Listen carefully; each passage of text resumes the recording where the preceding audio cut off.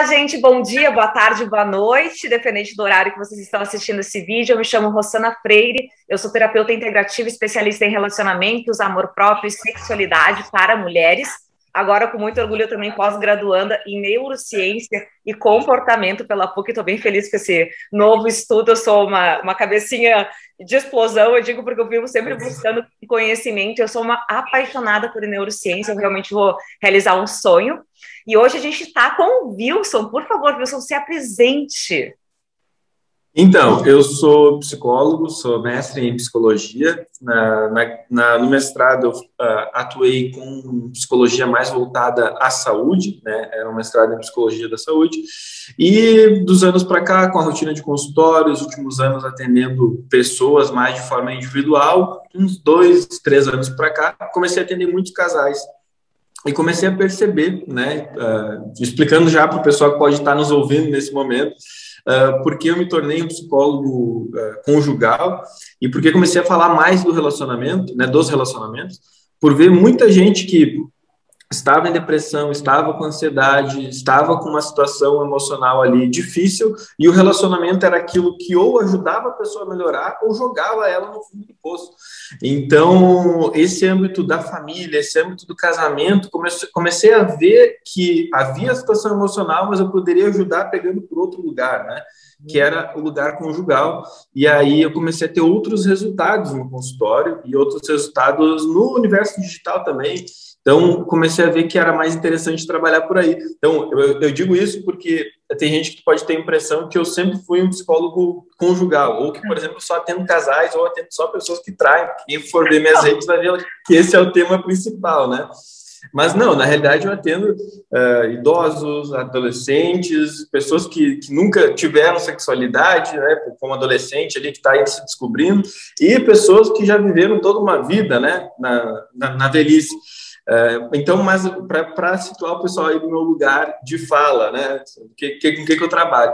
Mas hoje estou centrado mais na coisa do relacionamento por achar que é um bom lugar para a gente começar a falar sobre esse território humano, né? Uhum. E eu acho que o relacionamento realmente é um desafio humano, né, para todos nós, ainda mais na área, no âmbito amoroso, e exatamente o que a gente vai falar isso hoje, né, Wilson, o que há por trás da traição. Traição por si só é uma palavrinha que já dá um arrepio na espinha, né? Tem umas palavrinhas negativas aí. Traição com certeza está no ranking, no top 10 delas, porque é uma palavra que ela já traz uma carga emocional muito pesada, né?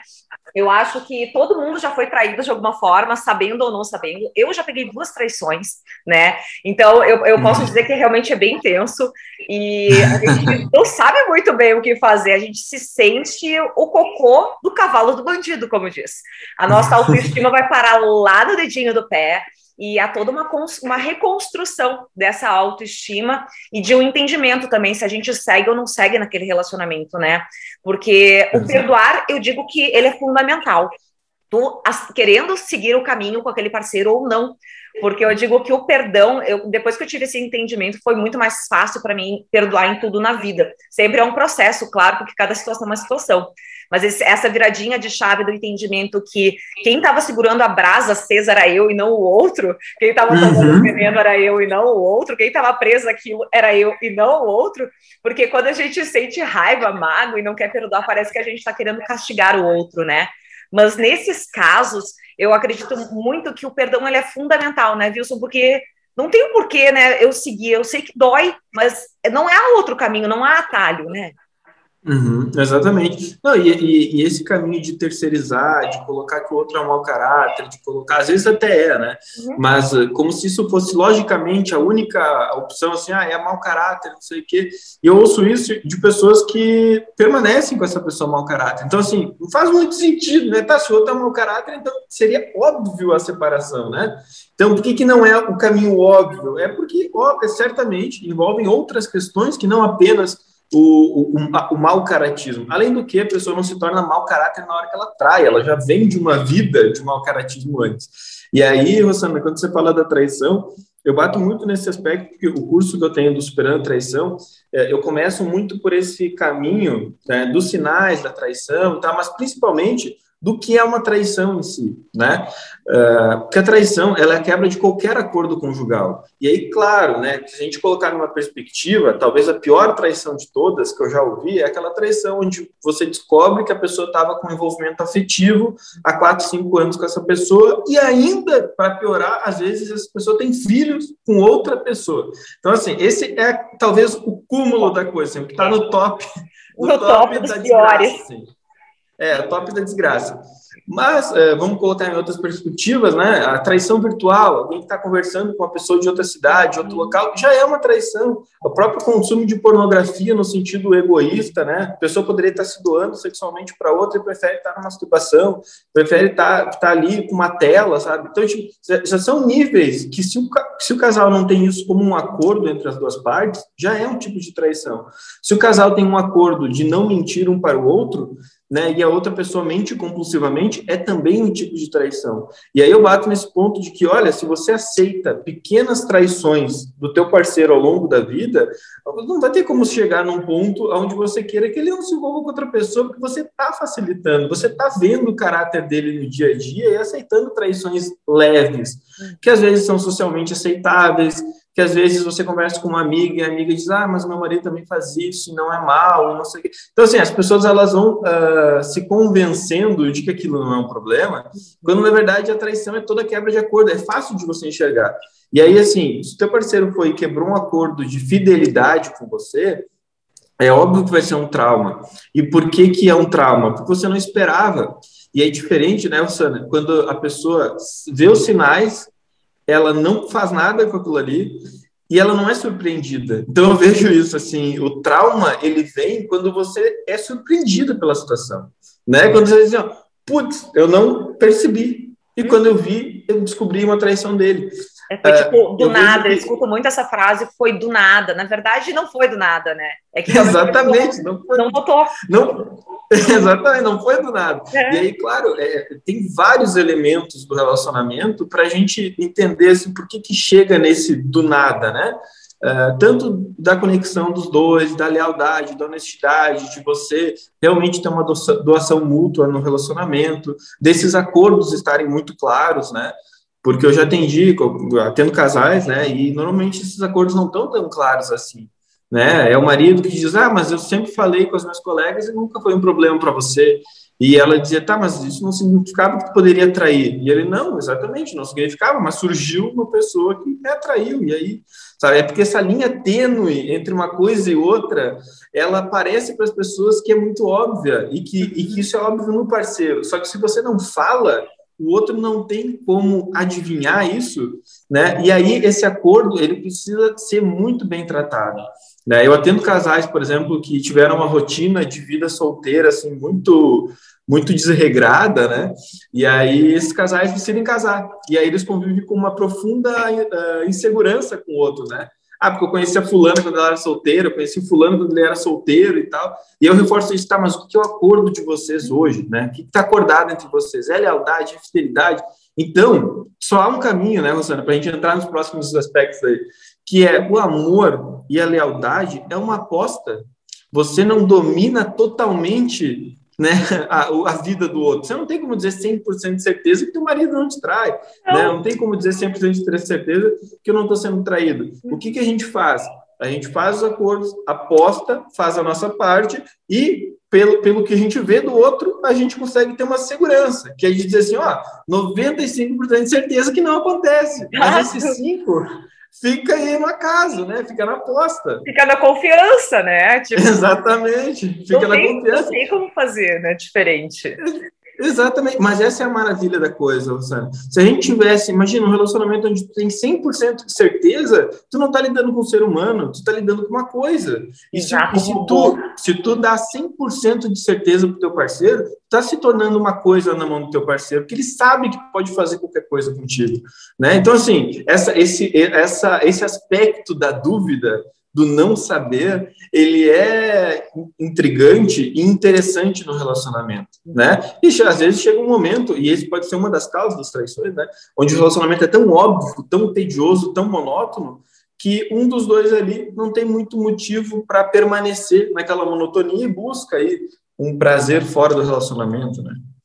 Exato, exatamente. Isso também é uma pergunta que eu escuto muito das minhas clientes, assim, tipo, como é que eu vou saber que ele não vai estar me traindo? Isso não vai saber. Isso é uma questão de, tipo, confiança, é uma questão de deixar fluir a vida e confiar no teu taco, como eu disse, né? E acordar, claro, fazer acordos. Relacionamento eu digo, é quase uma empresa. Tu tem que pensar assim, relacionamento é uma empresa, tu precisa entender que há acordos, tipo, tem coisas que eu gosto, tem coisas que eu não gosto, e tu precisa externar isso pro teu parceiro, tu precisa mostrar os teus limites, até onde ele pode ir que não te agrida.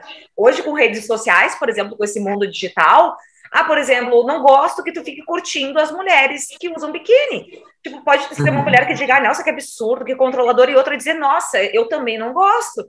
Cada um sabe até onde pode ir, tá tudo bem. Só que é preciso comunicar isso pro parceiro, né? Senão o parceiro também não vai saber. E a gente acha que a monogamia, ela tá praticamente explícita na nossa cara e na nossa cultura quando a gente começa a se relacionar. Mas a gente também precisa entender que existem pessoas poligâmicas hoje em dia. Existe. A gente tem, né, algo bem mais aberto quanto a escolhas, né, dos nossos posicionamentos sexuais, relacionais, né? E a gente precisa entender também que, tipo, se eu sou uma pessoa poligâmica, eu preciso avisar isso pro meu parceiro. Tudo bem que vai assustar ele, com certeza. Vai dizer, olha só, tenho alguns acordos e tal, e, tipo, eu quero ficar contigo, eu quero casar, mas eu quero pegar umas pessoas de vez em quando, tudo bem? A pessoa vai correr. Eu não tenho. Mas aí você toca num ponto importante, Rosana, que é o seguinte: você está num relacionamento, né? Talvez o grande princípio para você entrar numa relação deveria ser esse princípio da honestidade, né? De você também conseguir expor a tua fragilidade, né? Expor o que você não consegue viver sem, expor o que você precisa e tal, que é um pouco expor a fragilidade.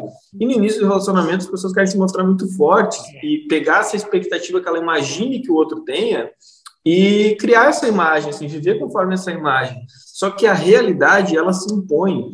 E se você tem esse desafio, se você nunca buscou uma forma de resolver isso, e é uma coisa que você gosta de viver assim, você não vai conseguir levar isso muito tempo, né?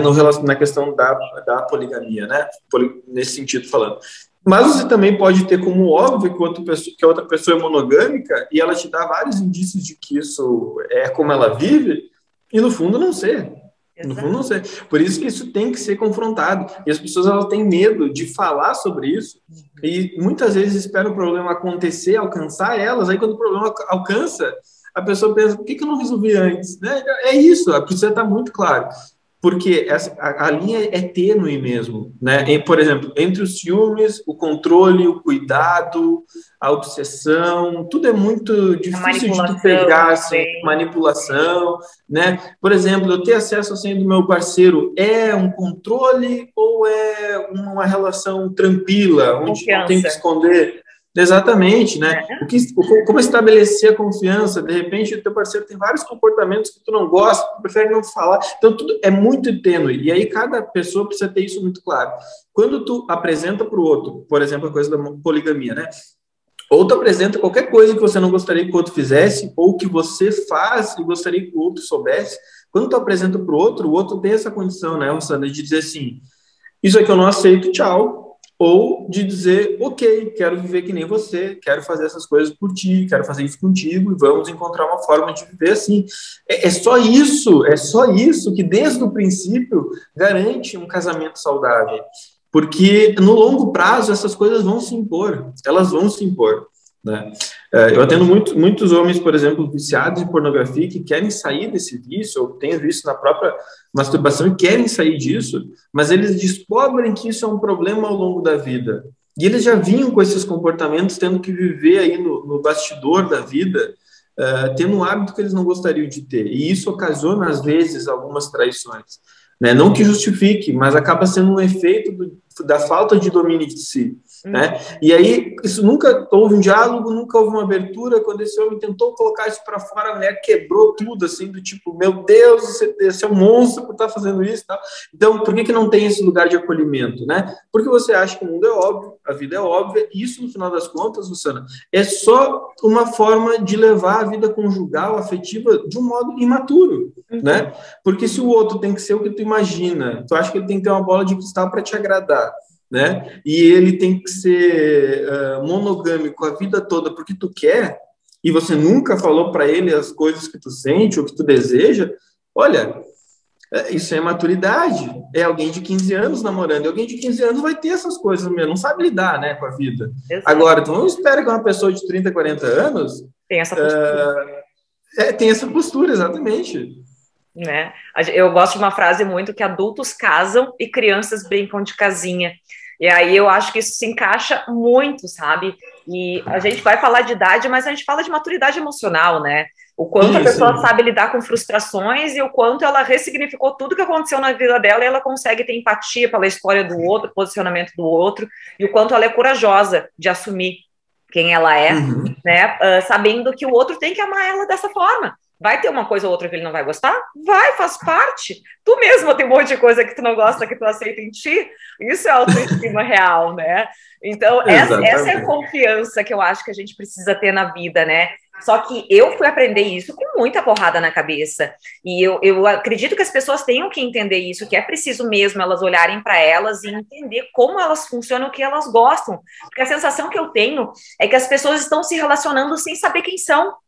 E sabe? E aí fica muito difícil, porque ela não vai nem saber externar para o outro o que é, e aí essas traições muitas vezes vêm de forma silenciosa, ela não sabe nem explicar muitas vezes porque estão traindo, né, Wilson? Ou porque viram que o pai fazendo isso. Né? E, claro, é muito, Rosana, eu acredito, né, de fato, que o nosso tempo, hoje em dia, ele é um tempo estranho, né? É um tempo estranho porque, se a gente pegar há 150 anos atrás, existia um percurso, eu não estou dizendo que era melhor, mas o percurso era óbvio, né? Você conhecia alguém, você tinha um interesse ali, às vezes tinha um casamento que era até arranjado de forma familiar, mas enfim, a vida ia avançando e tal. Quando tu casava, a partir dali tu sabia um pouco as regras da coisa, tu poderia delegar para uma cultura a coisa toda. Hoje em dia, nada está óbvio, absolutamente nada. O próprio comportamento do teu parceiro nas redes sociais não está óbvio. Né? Se você sente como desrespeito ele curtir mulheres de biquíni e você não fala, você vai descobrir que ele curte e vai ficar arrasada. Então, assim, a gente não vive num mundo óbvio, a gente vive num mundo onde a aparência impera até mesmo com a pessoa que você dorme ao lado. Então, e eu digo isso tendo casais aí que estão 15 anos casados e o marido ou a esposa tem uma vida social que o outro nem conhecia. Eu já atendi casos assim, e aí tu vê, cara, como, sabe? Claro, às vezes tu trabalha em outro lugar, viajando e tal, isso facilita. Mas tu vê, nesses casos, isso se mostra de forma mais imperativa, assim, olha, não é tão óbvio assim. Você pode estar dormindo com uma pessoa há anos e que você não fez esse esforço de conhecer. E aí, Rosana, isso que você falou, né? Da pessoa se conhecer também. É óbvio que, aí de novo, sobre esse duplo, né? Toda vez que a gente conhece alguém, a gente é transformado por essa pessoa. E a gente transforma essa pessoa. Senão não teria sentido, né? Se a gente começasse um relacionamento onde a gente já está totalmente pronto e o outro não nos afeta, olha, então não muda nada, fica sozinho, né? Assim, exato, não, eu sou um cactus, né, para nada acontecer, pelo amor de Deus. Exatamente, né, do nada te afeta, então, olha, tem um problema aí. É óbvio que você vai ser afetado e vai ser transformado, talvez você descubra gostos que tu não tinha, talvez você odiava cinema e a pessoa apaixonada por cinema e te mostra um lado do cinema que você não sabia. Ótimo, é assim mesmo a coisa. O que não pode acontecer é você se perder de quem você é na construção da tua personalidade, do teu caráter. Tem coisas ali que elas são imutáveis, né? Imutáveis no sentido assim, é quem tu é. Só que se isso estiver confuso, embaralhado, alguém entra na tua vida e você passa um pouco a ser essa pessoa. E aí quando surge esse foi do nada, né? Surgiu a traição e agora... Não é que a pessoa olhe para o parceiro e não sabe quem ele é. A desgraça é que ela olha para ela mesma e acha que ela não sabe quem ela é. Né? Mas eu dava, e eu vejo isso, né? Eu dava carinho, eu dava sexo, tinha lá a vida com os filhos e tal, e mesmo assim ele me traiu. E eu digo, mas é que você está olhando para você, você está tentando se sentir culpado, você está tentando achar que o erro foi teu. E olha, vamos lá, primeiro passo. Quem traiu não é inocente. A quem traiu teve uma escolha. A pessoa traída não teve escolha. Até porque, se a escolha dela fosse ter um casamento aberto, ela não estaria sendo traída, né? Porque esse seria o acordo conjugal. Agora, quando ela descobre uma traição e está sendo traída, né, ela não estava isso no horizonte dela. Então, essas coisas elas precisam ser mais claras para que tu não se perca no caminho. Quando acontece uma traição... Né?